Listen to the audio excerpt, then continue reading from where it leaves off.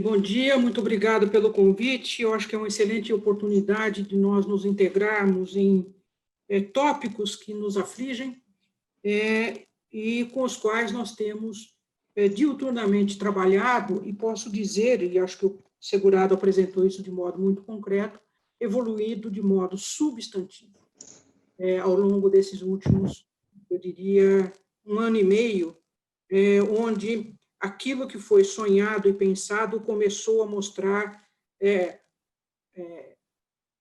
resultados objetivos, né? E acho que o segurado fez um apanhado aí de várias iniciativas em curso. Eu quero começar fazendo uma pequena análise de alguns cenários para situar o problema que eu quero abordar mais no fim, que é o problema educacional, porque eu acho que esse é um ponto crítico sobre o qual nós teríamos consequências desastrosas se não nos integrarmos de modo objetivo. O primeiro cenário é o cenário da pandemia. Acho que ninguém ignora que a pandemia no Brasil, além de ser mal estruturada em termos de planos de ação, ela agrava em profundidade os problemas estruturais pré-existentes, quer sejam econômicos, quer sejam sociais, educacionais, ético-morais, ou qualquer outra dimensão que a gente queira analisar.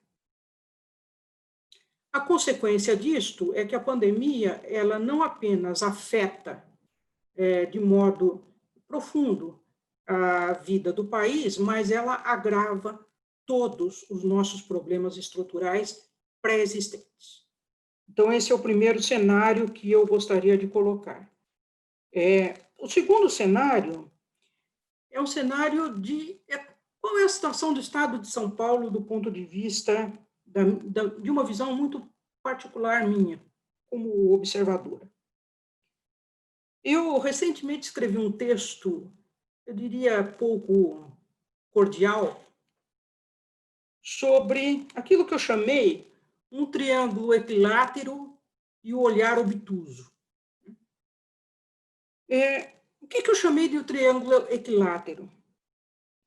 A presença de governos visionários e competentes, um sistema forte, estruturado, de educação, ciência e tecnologia,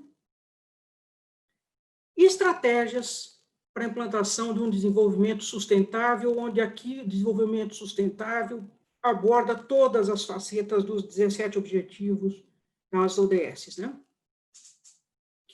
E eu entendo que esses são os elementos que podem viabilizar a justiça social. Sem eles, não há dúvida de que a justiça social é inalcançável.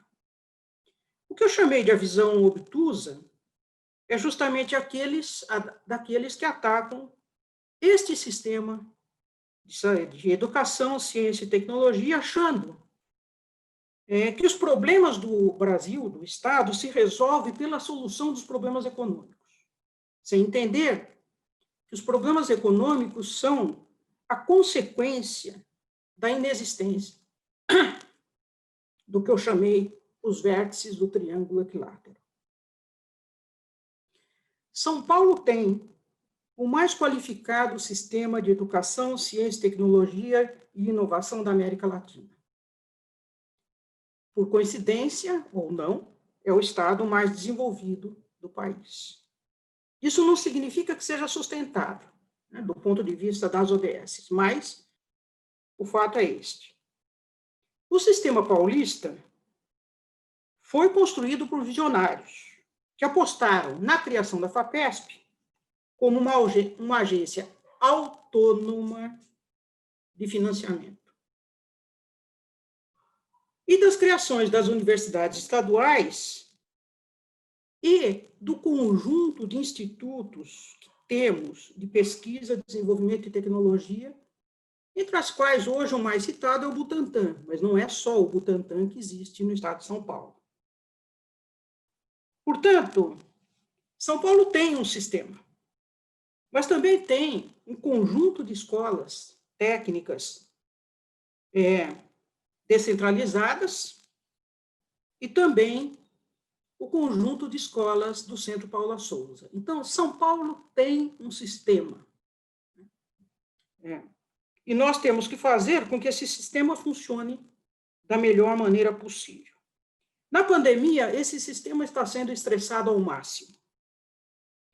E, claro, essa fase transitória da pandemia deixa consequências.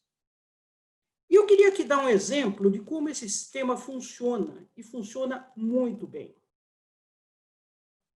Acho que os mais velhos aqui, Jacques, eu, né, nos lembramos de quando a FAPESP criou o projeto Genoma, mais de 20 anos atrás. Há relatórios sobre isso muito bem colocados, né, nas revistas da FAPESP. Era uma época em que ninguém falava publicamente de sequenciamento genético. A FAPESP criou o programa. Este programa fez a grande coisa que nós, do sistema estadual, sabemos fazer, que é formar gente qualificada para trabalhar com os grandes temas da ciência, do desenvolvimento e da tecnologia. E hoje, se podemos fazer sequenciamento genético em todos os lugares do país e em todos os lugares de São Paulo, públicos ou privados, é porque houve no passado algum visionário ou conjunto de visionários que entendeu que este era um tema relevante. E a FAPESP tem feito isso com frequência em outros assuntos. Então, o cenário é: São Paulo tem um sistema qualificado e estruturado, formado por boas universidades, institutos de pesquisa e ensino médio e técnico e pré-universitário qualificado. Nós aprendemos com a pandemia, e esse é o outro cenário, que este sistema tem um certo nível de integração, talvez as três paulistas mais integração, mas veja o que aconteceu com o tratamento de saúde. Ele não se deu de modo isolado, e o segurado sabe isso mais do que eu, ele não se deu em um hospital de modo isolado. Ele se deu num conjunto de hospitais suportados pelo sistema SUS e uma intensa integração entre os profissionais que atuam na área da saúde. O médico do HC da Unicamp, conversando com o médico do HC, com o Instituto Einstein, com não sei quem, e gerou um conjunto de conhecimento que ainda não está estruturado, relacionado ao atendimento à saúde e ao cuidado do paciente, que mudou do início da pandemia para a situação agora. O segurado sabe mais do que eu sobre isso. Então, conclusão: sistemas articulados funcionam, dão resultado. O segurado mostrou alguns, eu acho que o exemplo da pandemia mostra outros. O que acontece na educação? Na educação, nós temos diversos níveis da educação atribuídos a diversas estruturas de governança. O município, o Estado, a federação, no caso de São Paulo, as universidades estaduais, etc., que é desarticulado. E as consequências disto estão aí. Evasão escolar ainda não dimensionada, o ensino remoto pouco estruturado e qualificado, que gerará, aprofundará o gap educacional brasileiro em relação aos países desenvolvidos de modo absolutamente traumático. Bom, o que nós podemos fazer? Então, o cenário está aí colocado, né? O cenário está aí colocado. E eu acho que, se nós tivéssemos um sistema articulado, nós teríamos um resultado menos pior do que aquele que estamos tendo. E vou dar dois exemplos. O governo canadense, no início dos anos 2009, reconheceu as comunidades indígenas como comunidades que deveriam ser reconhecidas como comunidades ancestrais do país. Criou um plano estratégico para isso e as universidades aderiram. Ao aderirem, estabeleceram programas de incorporação das comunidades indígenas no seu ambiente de trabalho. Mas não foi uma incorporação de trazer para dentro, foi uma incorporação. Mudaram currículos, reorganizaram a sua estrutura e hoje produzem, em todas elas, conhecimento educacional, científico, tecnológico, cultural, vinculados a esta incorporação das comunidades indígenas. Outro exemplo de articulação universidade-governos. O governo chinês decidiu, nos anos 2000, início, que queria estar entre os líderes mundiais. A Universidade de Pequim, alinhada a esse projeto, decidiu também estar entre as melhores do mundo. O resultado está aí. Alinha governo, universidade, o projeto dá certo. Nós, na Universidade Brasileira, temos bons exemplos. Não articulados com os governos, articulados entre nós. É o caso das cotas. O Segurado falou o assunto da diversidade. O assunto das cotas foi posto pelas universidades num debate longo, intenso, conflituoso em alguns casos, mas as universidades tomaram a decisão, cada uma da sua forma de fazer, e fizeram. Ainda não temos os indicadores mais brilhantes do mundo, mas, sem dúvida nenhuma, estamos muito melhores do que há 10 anos atrás, mas muito melhores.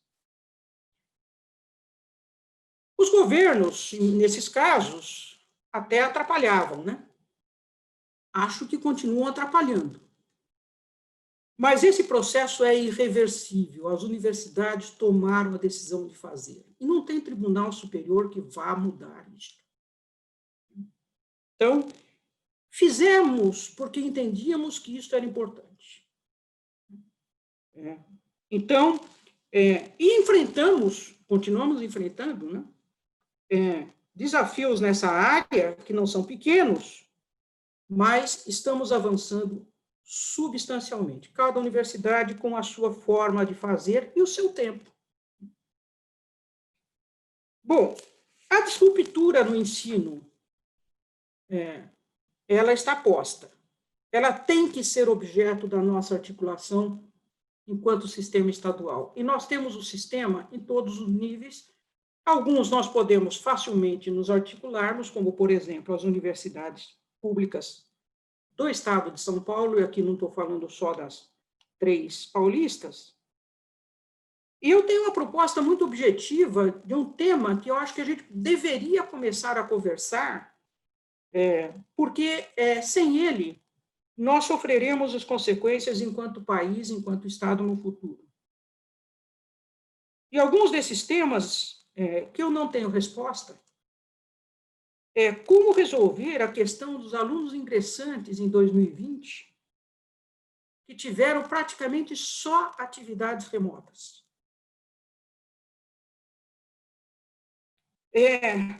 Esses alunos não conheceram fisicamente as nossas universidades. Como nós vamos integrá-los fisicamente em atividades normais em 2021 ou quando isso for possível? Como recepcioná-los e integrá-los? Sabemos que os alunos acostumados às atividades presenciais tiveram enormes dificuldades com as atividades remotas. Nós também, professores. Pouco sabemos sobre como os alunos remotos vão frequentar as nossas clássicas atividades presenciais com aulas de 2 horas de duração. Como recuperar os ingressantes de 2020 que evadiram?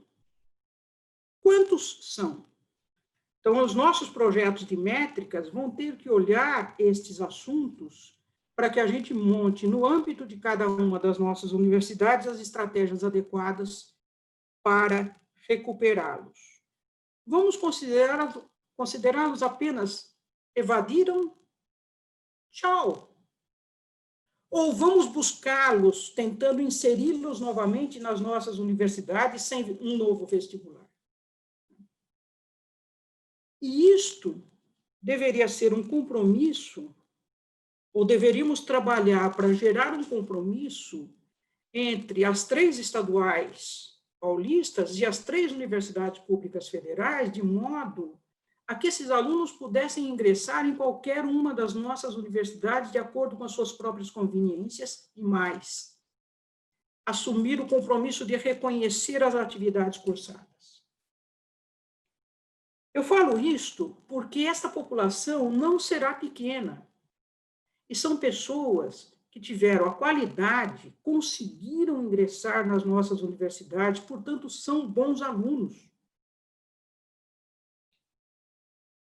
O descompasso que teremos com isto, a perda desses alunos, poderá ser um problema futuro de ter menos gente qualificada para operar o nosso sistema de ciência, tecnologia e educação do Estado de São Paulo. Influenciará a pós-graduação, sem dúvida nenhuma, e, por decorrência, a pesquisa, a ciência e a tecnologia. Portanto, eu acho que esse é um ponto que, se no âmbito da ciência nós conseguimos, os professores conseguiram se reagrupar e criar pesquisas colaborativas entre nossas universidades em temas relevantes para o momento, se o sistema de saúde, bem ou mal, está conseguindo se articular, nós precisamos, enquanto universidades, pensar no projeto e na proposta pedagógica e educativa para resgatar estas populações que evadiram das nossas universidades, por razões econômicas, por razões sociais, por razões, eventualmente, de perdas pessoais irreparáveis. Esse, portanto, é o desafio que eu acho que nós precisaríamos encontrar a forma de conversarmos para que a gente encontre em conjunto a solução. Não será uma solução individual de cada uma das nossas universidades pelo tamanho e amplitude do problema. O CRUESP é um bom fórum para conversar sobre isso entre as universidades paulistas, as 3, Unicamp, Unesp e USP.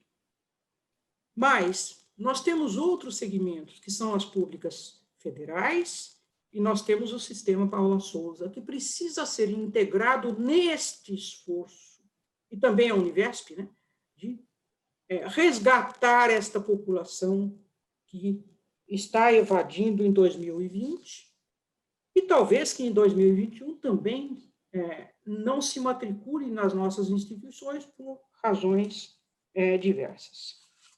Portanto, eu deixo aqui como proposta que uma das estratégias, não a única, do SP 2022, 2021-2022, seja essa.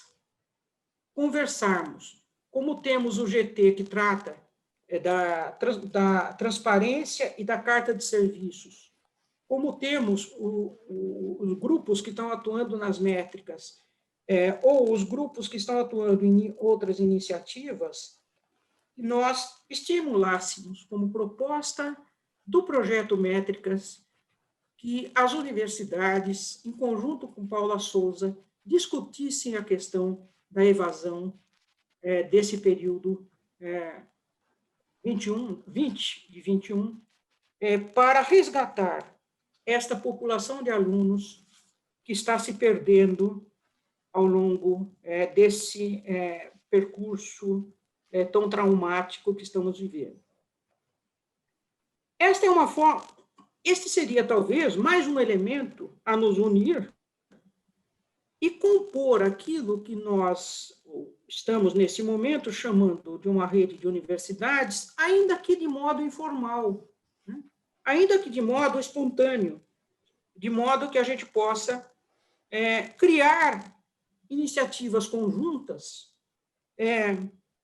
com fóruns informais, e, eventualmente, chegar com maturidade suficiente nesses fóruns, como tem o sistema californiano, como tem o sistema britânico, como tem o sistema, outros sistemas que estão colocados aí de redes universitárias, atuando com a mesma missão, que é formar pessoas, gerar conhecimento, contribuir para o desenvolvimento social, político e econômico do país. É esta a minha sugestão, Jacques. Eu não sei se eu avanço em termos de uma análise que talvez não seja a mais organizada do ponto de vista de indicadores, mas é a percepção que eu tenho do momento.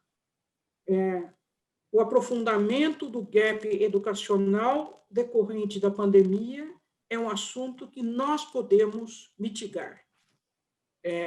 Num trabalho conjunto, obviamente, e discutindo muito entre nós, como fizemos no caso das cotas, porque isto é, para mim, o compromisso social mais importante que a Universidade Pública Brasileira pode ter. Obrigada, e foi um prazer conversar com vocês mais uma vez.